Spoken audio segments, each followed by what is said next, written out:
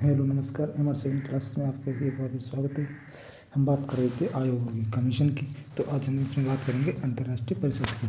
सबसे पहले आज बात करेंगे हम अंतर्राज्य परिषद।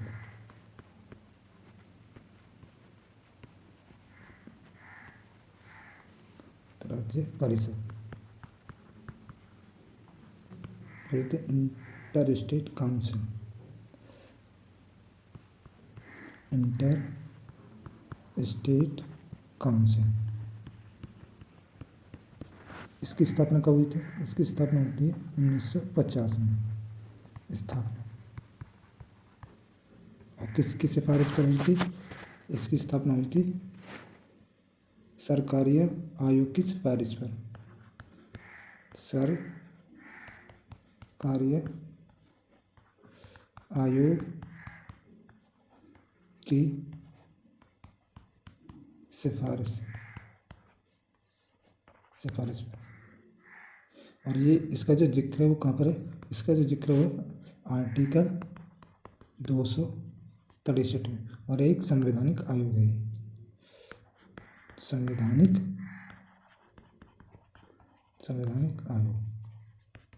इसका काम क्या होता है? इसका काम है राज्यों के बीच में जो विवाद की स्थिति है उसको निपटाने के लिए इसकी स्थापना की गई थी। राज्यों के विवाद की स्थिति में इसकी स्थापना की गई थी। इसकी स्थापना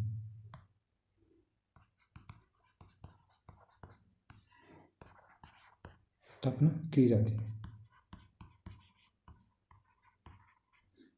है। इसके अध्यक्ष कौन होते हैं? इनके अध्यक्ष होते हैं प्रधानमंत्री। अध्यक्ष कौन होते हैं? प्रधानमंत्री। और एक इनका स्थायी समिति होती है, और उसके समिति में अध्यक्ष कौन होते हैं? गृह मंत्री। स्थायी समिति अध्यक्ष गृह मंत्री। और इसमें सभी राज्यों के सीएम होते हैं। गृह मंत्री। और इसमें क्या होते हैं? सभी राज्यों के सीएम। सभी राज्यों के सीएम। बात करेंगे दूसरे जीएसटी काउंसिल की। जीएसटी काउंसिल इसकी जो स्थापना है या इस जो होती है 101 में संविधान संशोधन द्वारा। 101 में कॉन्स्टिट्यूशन अमेंडमेंट द्वारा। और ये लागू कब हुई थी? जीएसटी हुई थी 1 जुलाई 2017 को। इसके जब ये जीएसटी काउंसिल आई थी तो उस समय 2 अनुच्छेद जोड़े गए थे। इसमें एक अनुच्छेद है आर्टिकल 246 है। इसमें क्या है? इसमें है जीएसटी व समवर्ती सूची पर लगने वाला अप्रत्यक्ष कर है, और इसको किस समिति के द्वारा होगा? विजय केरकर समिति। और इसको अपनाने वाला पहला राज्य कौन था? वो था असम। जीएसटी समवर्ती सूची पर लगने वाला अप्रत्यक्ष कर। और इसको किस समिति द्वारा जोड़ा गया था? विजय केरकर समिति। विजय केरकर समिति। और इसको अपनाने वाला पहला राज्य का था वो था असम। पहला राज्य कौन सा था? असम। और जो दूसरा संविधान जो इस संशोधन में दूसरा आर्टिकल जोड़ा गया था वो था 279A। 2798। इसमें क्या है, एक जीएसटी काउंसिल होगी, जीएसटी काउंसिल, और इसके जो अध्यक्ष होंगे वो भारत के वित्त मंत्री होंगे। अध्यक्ष कौन होंगे, भारत के वित्त मंत्री, भारत के वित्त मंत्री। और वो कौन है प्रेजेंट में, वो है निर्मला सीतारमन, निर्मला सीतारमन। और जीएसटी की दर और क्या क्या होंगे वो भी इसमें बताया। जीएसटी की क्या दर होगी, वो क्या कहती, 0%, 5%, 12%, 18%, 28%, ये दर तय की गई थी। अब बात करेंगे गैर संवैधानिक आयोग के और बारे में। सबसे पहले करेंगे एनएचआरसी के बारे में। गैर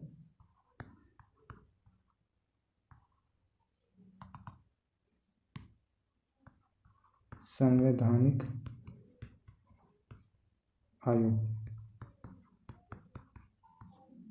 में पहले कौन सा है, एनएचआरसी। एनएचआरसी इसका मतलब क्या है, राष्ट्रीय मानवाधिकार आयोग।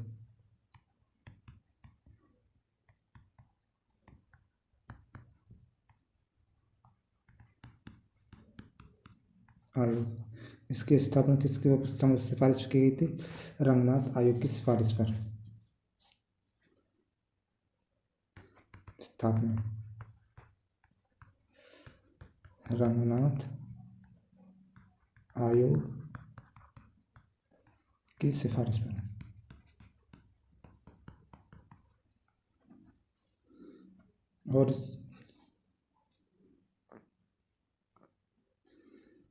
और इसकी जो 1993 में मानवाधिकार एक्ट द्वारा इसका गठन हुआ था। मानव अधिकार एक्ट द्वारा इसका गठन हुआ था। इसकी नियुक्ति जो अध्यक्ष होते हैं, सदस्य प्लस अध्यक्ष की नियुक्ति है वो राष्ट्रपति द्वारा एक समिति की सिफारिश की जाती है, जिसमें इस एक अध्यक्ष के रूप में होते हैं पीएम, और लोकसभा अध्यक्ष स्पीकर होते हैं, और लोकसभा में विपक्ष के नेता होते हैं, और राज्यसभा उपसभापति होते हैं उस समिति में, और राज्यसभा के विपक्ष के नेता होते हैं, और गृह मंत्री होते हैं। जो सदस्य और अध्यक्षों की नियुक्ति की जाती है राष्ट्रपति द्वारा। नियुक्ति सदस्य प्लस अध्यक्ष किसके द्वारा होती है, राष्ट्रपति द्वारा। राष्ट्रपति द्वारा की जाती है। और किसकी सिफारिश है, समिति। उस समिति में 6 मेंबर होते हैं समिति की सिफारिश पर।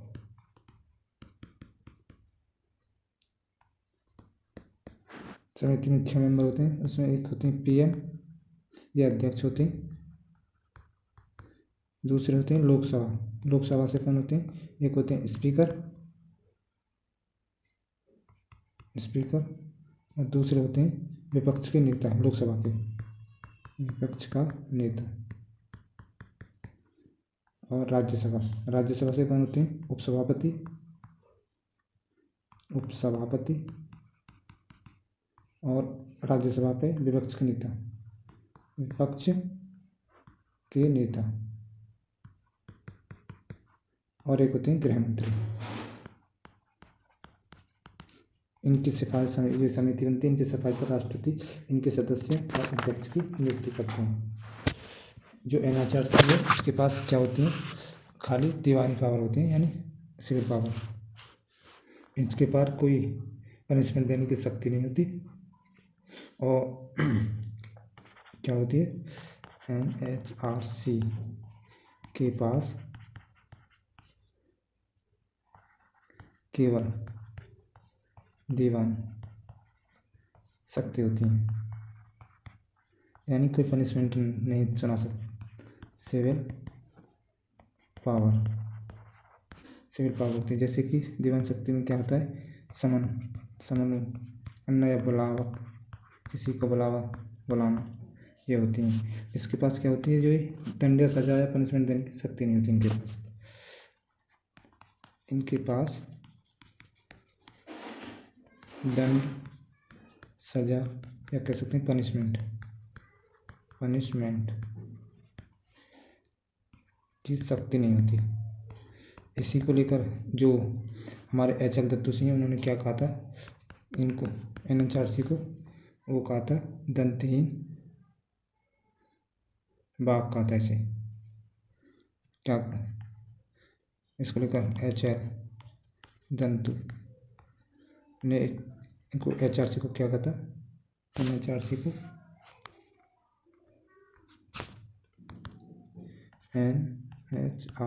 को दंतहीन बाघ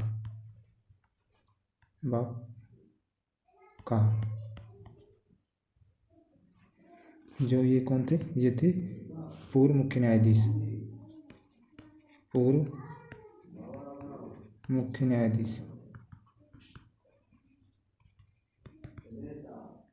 इसका जो NHRC का वो ध्येय वाक्य कौन है, सर्वे भवन्तु सुखिनः। ध्येय वाक्य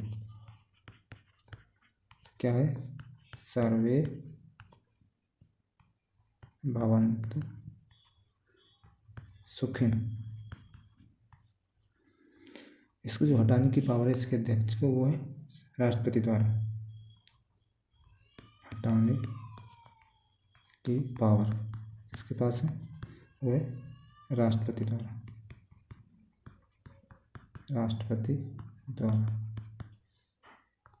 और एक होते हैं स्टेट ह्यूमन राइट्स में SHRC, state human rights commission, SHRC। इसका जो अपॉइंटमेंट वो कौन करते हैं, राज्यपाल द्वारा। नियुक्ति कौन करते हैं, राज्यपाल द्वारा होती है। और जो हटाने की प्रक्रिया है वो कौन हटाते हैं, वो है राष्ट्रपति।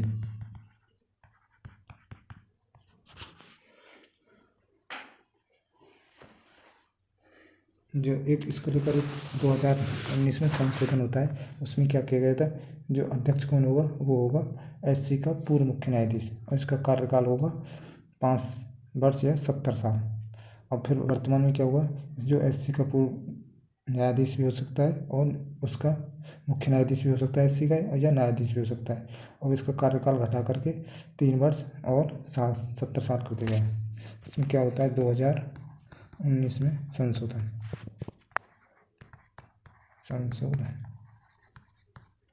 इसके तो पहले क्या था,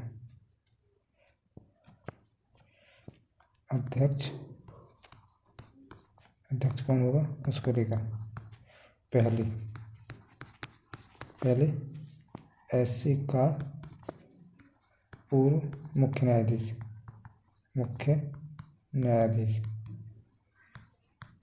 और कार्यकाल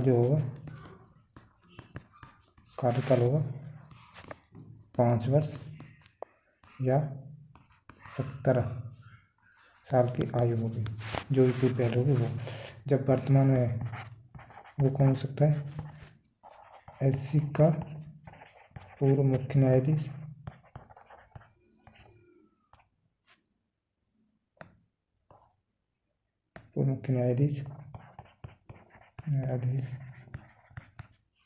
या न्यायाधीश भी हो सकता है उसका।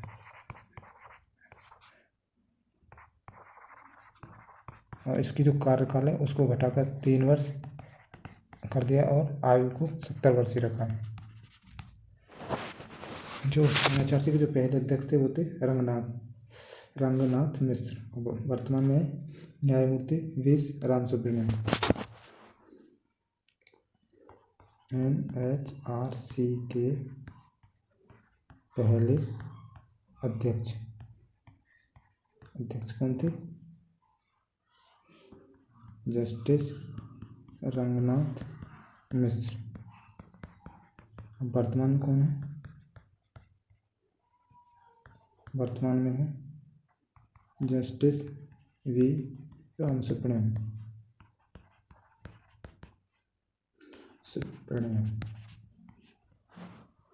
अब बात करेंगे सीवीसी की। सेंट्रल विजिलेंस कमीशन, केंद्रीय सतर्कता आयोग। केंद्रीय सतर्कता आयोग।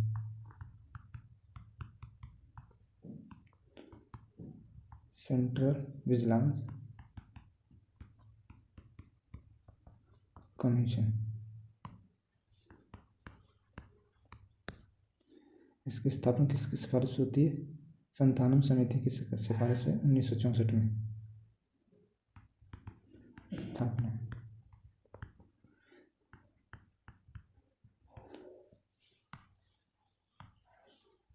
संतानम समिति की सिफारिश पर 1964 में। और इसको वैधानिक आयोग कब बनाया गया? 2003 के एक्ट से वैधानिक आयोग बना। वो बना 2003 के एक्ट से। इसकी जो संरचना है उसमें क्या होता है? एक अध्यक्ष होता है और 2 सतर्कता आयुक्त होते हैं। संरचना, एक अध्यक्ष होता है और 2 सतर्कता आयुक्त होते हैं। अध्यक्ष और ये होते हैं सतर्कता आयुक्त।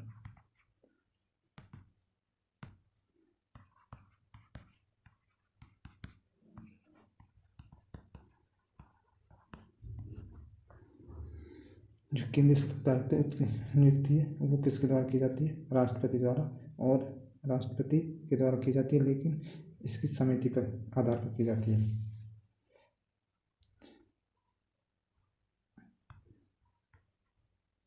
केंद्रीय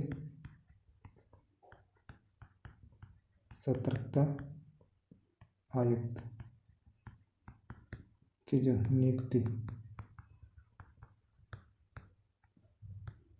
किसके द्वारा की जाती है? राष्ट्रपति द्वारा। राष्ट्रपति द्वारा की जाती है, लेकिन समिति की सिफारिश पर। उस समिति में कौन कौन होते हैं? पीएम होते हैं और लोकसभा विपक्ष का नेता होता है। लोकसभा विपक्ष का नेता और एक होते हैं गृह मंत्री। इनकी सिफारिश पर राष्ट्रपति द्वारा की जाती है। जो फर्स्ट सीवीसी आयुक्त होते श्रीनिवासन और वर्तमान में प्रवीण कुमार श्रीवास्तव। फर्स्ट केंद्रीय सतर्कता आयुक्त सीवीसी कौन है? एन श्रीनिवासन। वर्तमान में जो है प्रवीण कुमार श्रीवास्तव। प्रवीण कुमार श्रीवास्तव। इनका जो कार्यकाल है वो होता है 4 वर्ष या 65 वर्ष की आयु। कार्यकाल क्या होता है? 4 वर्ष या 65 वर्ष की आयु था। इसका जो कार्य, जो फंक्शन कह सकते हैं कार्य, वो क्या है? सिविल सेवकों को जो भ्रष्टाचार है उसको रोकना। सिविल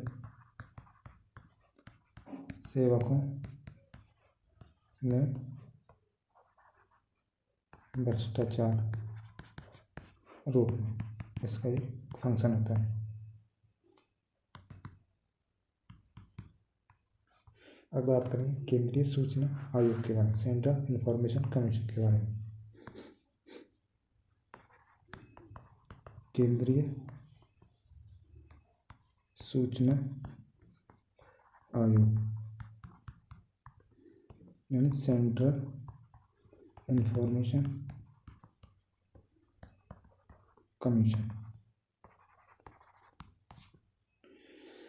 ये किसके, ये 2000 जो सूचना का अधिकार एक्ट है उस RTI उसके द्वारा इसका गठन किया जाता है, इसका गठन हुआ था 2005 के सूचना का अधिकार एक्ट से इसका गठन हुआ था 2005 में, यानी RIT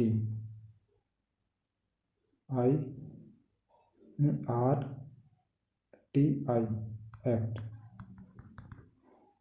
ये होता है 12 अक्टूबर 2005 में इसका गठन, और इसी दिन इसको मनाते हैं RTI डे।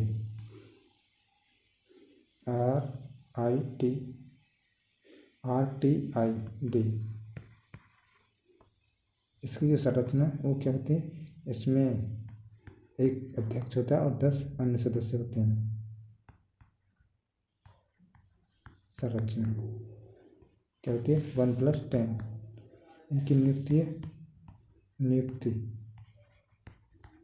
नियुक्ति होती है राष्ट्रपति द्वारा, लेकिन एक समिति की सिफारिश पर होती है, राष्ट्रपति द्वारा समिति की सिफारिश। और उस समिति में कौन कौन होते हैं, उस समिति में होते हैं लोकसभा का PM होंगे, प्रधानमंत्री, और लोकसभा विपक्ष का नेता,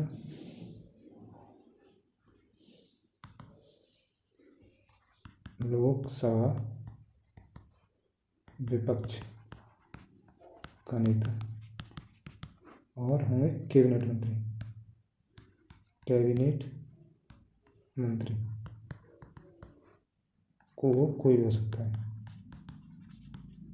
जो पहले CIC कौन थे, वजाहत हजीबुल्लाह, और जो वर्तमान में हो हीरालाल समरिया।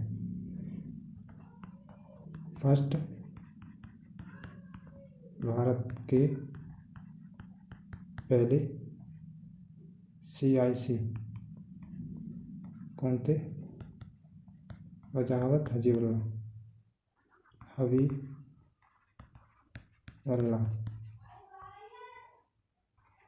और वर्तमान में कौन है, वो है हीरालाल समरिया।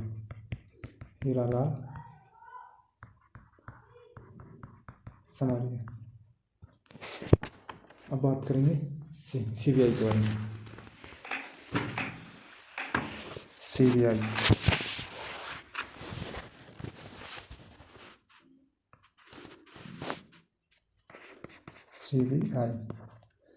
केंद्रीय अन्वेषण ब्यूरो, केंद्रीय अन्वेषण ब्यूरो। इसको पावर कहाँ से मिलती है, इसको मिलती है दिल्ली विशेष पुलिस स्थापना 2046 से।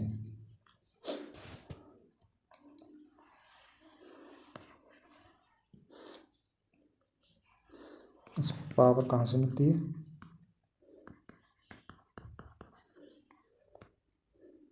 दिल्ली विशेष पुलिस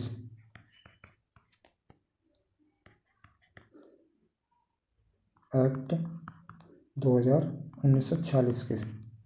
इसकी स्थापना कब होती है, इसकी स्थापना होती है 1963 में। इसके जो फर्स्ट जो निदेशक डायरेक्टर थे वो थे DP कोहली, और वर्तमान में प्रवीण सूद। फर्स्ट निदेशक क्या कह सकते हैं, डायरेक्टर कौन है, DP कोहली, वर्तमान में प्रवीण सूद।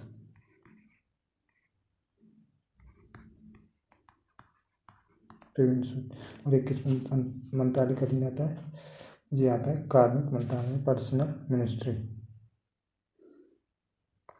किस मंत्रालय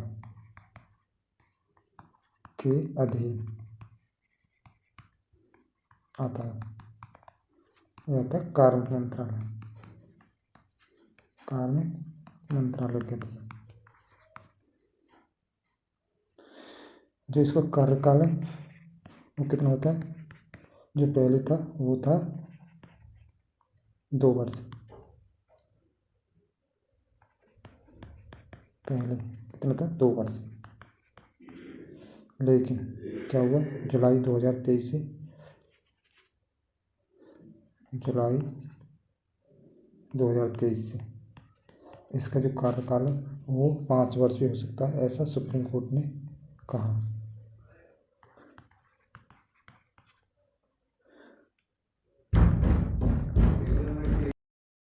इसके बाद बात करेंगे राष्ट्रीय महिला आयोग। राष्ट्रीय महिला आयोग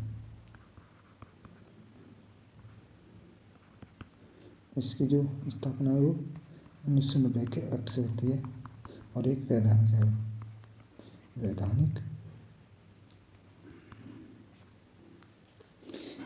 स्थापना कब होती है, 1992 में। इसके जो फर्स्ट अध्यक्ष थे वो थे जयंती पटनायक।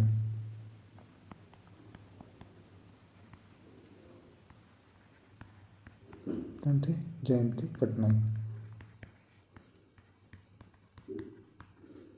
वर्तमान में कौन है, विजय किशोर रावतकर।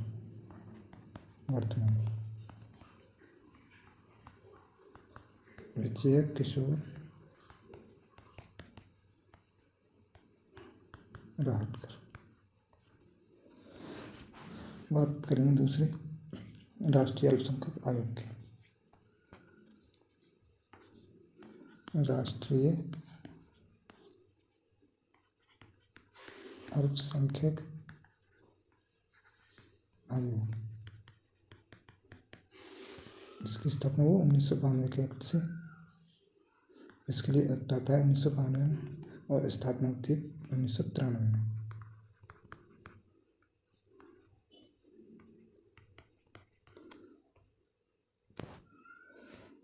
अब बात करेंगे नीति आयोग की। नीति आयोग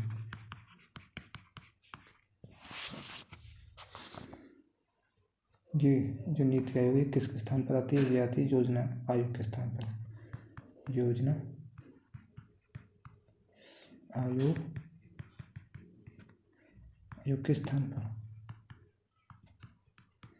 योजना आयोग को क्या काम था, जो 5 पंचवर्षीय योजना चलाने वाली एक संस्था थी ये योजना आयोग। पंचवर्षीय योजना चलाने वाली संस्था थी। ये एक ऐसी संस्था है, ना तो ये संवैधानिक है ना ही वैधानिक है। संवैधानिक ना ही संवैधानिक संस्था है, ना ही वैधानिक। इसको है जो इसकी स्थापना है वो एक आदेश से हुई थी 1 जनवरी 2015 में। किससे हुई थी, एक आदेश से। इसे क्या बोला जाता है, इस नीति आयोग को एक थिंक टैंक भी बोलते हैं, थिंक टैंक। इसके अध्यक्ष कौन है, इसके अध्यक्ष वो होते हैं पीएम। अध्यक्ष कौन होते हैं, पीएम, प्रधानमंत्री। और इसके उपाध्यक्ष कौन है, वो है सुमन बेरी। और ये कैबिनेट जो कैबिनेट मंत्री हैं उसके स्तर के रैंक वाले होते हैं। सुमन बेरी। और फर्स्ट कौन थे, वो थे अरविंद पनवैया जी। इसकी जो रैंक है वो होती है कैबिनेट मंत्री के स्तर पर। इसके जो CEO हैं, CEO वो कौन है, VVR सुब्रमण्यम।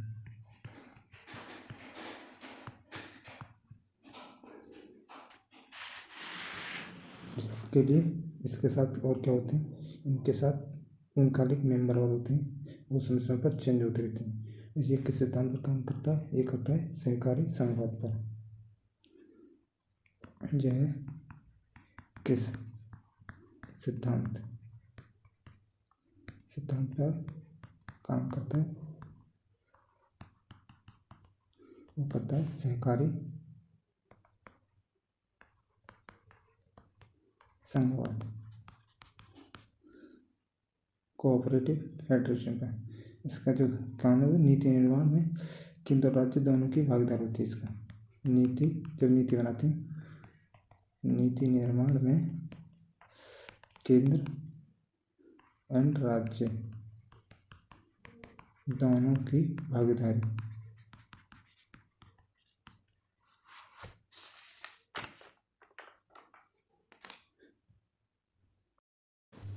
अब बात करेंगे लोकपाल और लोकायुक्त की।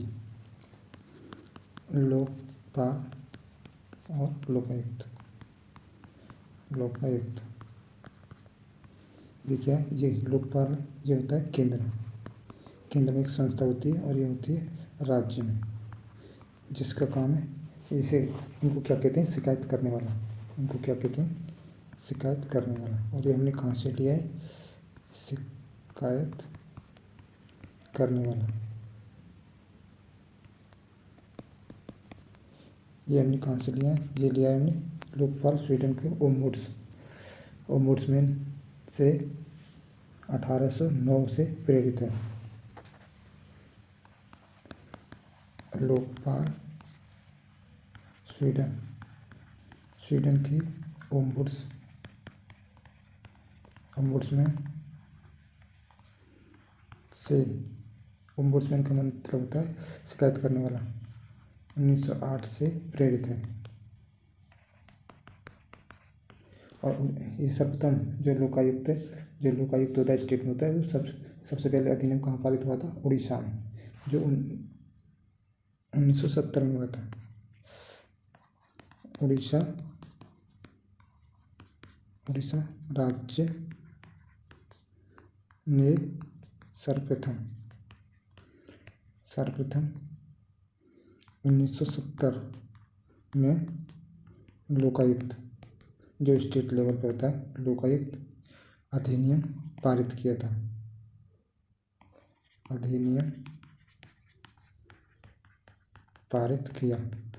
लेकिन ये लागू कब हुआ था? ये लागू हुआ था तो 1983 को।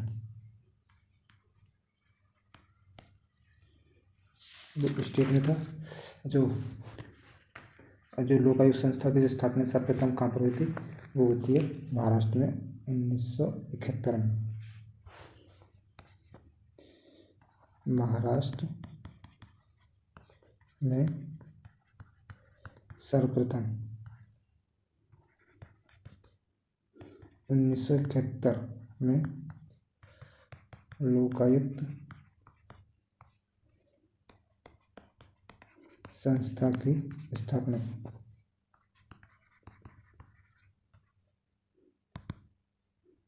की। क्या होती है? महाराष्ट्र में। इनका जो कार्यकाल लोकपाल का वो कितना होता है? लोकपाल कार्यकाल कितना होता है? 5 वर्ष या 70 वर्ष की आयु।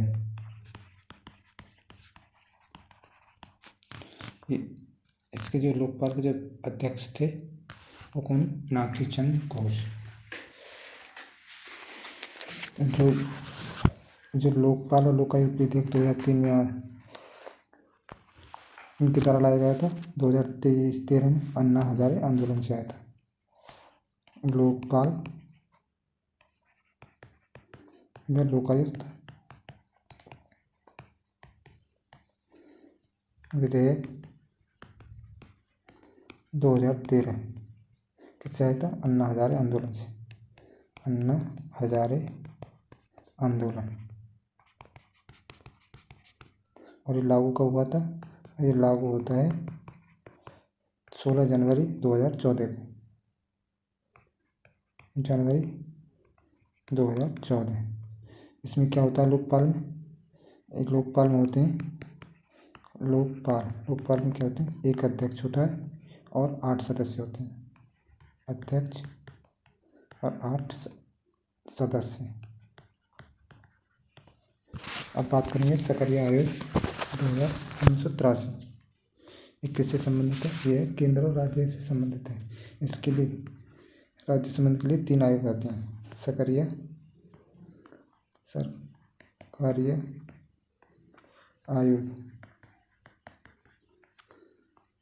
1983। इसका वो संबंध किससे? केंद्र और राज्य के भी संबंध थे। केंद्र और राज्य संबंध।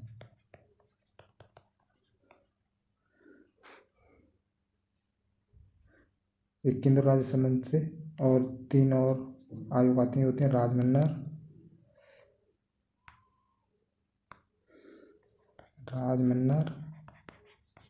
आयोग और एक सरकारिया तो यही है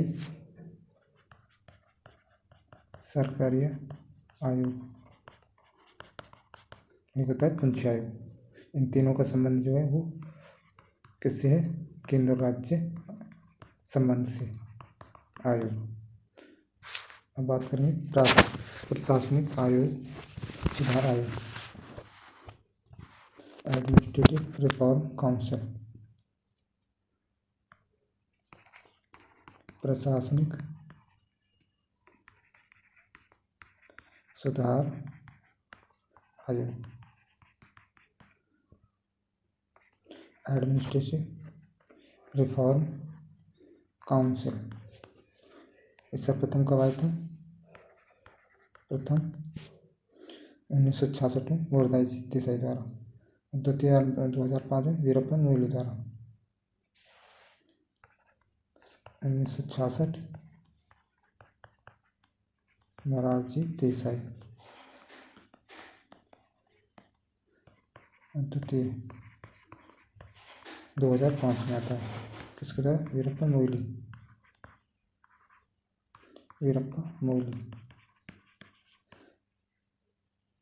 और अगले की बात करेंगे प्रथम राजभाषा आयोग।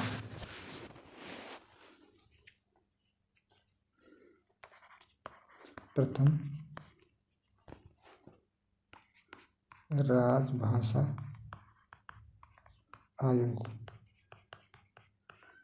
1955। ये किसके अध्यक्षता में बना गया? ये बनाया गया था वी.जी. खरे की अध्यक्षता में। वी.जी. खरे की अध्यक्षता में ये आयोग गठन हुआ था।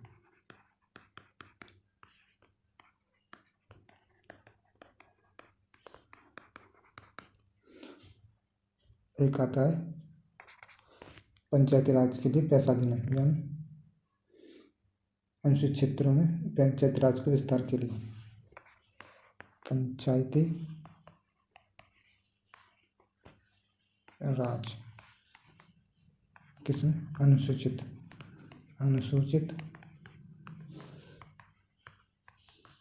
क्षेत्र में विस्तार।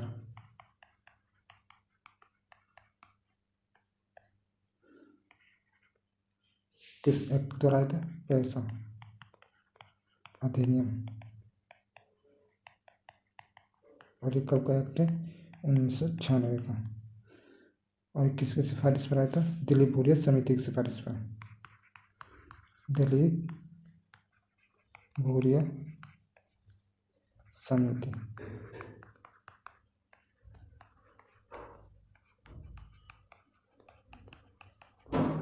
सिफारिश पर। ये थे आयोग के बारे में। अब इस क्लास को यहीं पर हम देते हैं। अब अगली क्लास में बात करेंगे हम कुछ इम्पोर्टेंट फैक्ट्स के बारे में। तो मिलते हैं नेक्स्ट वीडियो में। तब तक के लिए देखते रहिए हमारे 7 क्लासेस।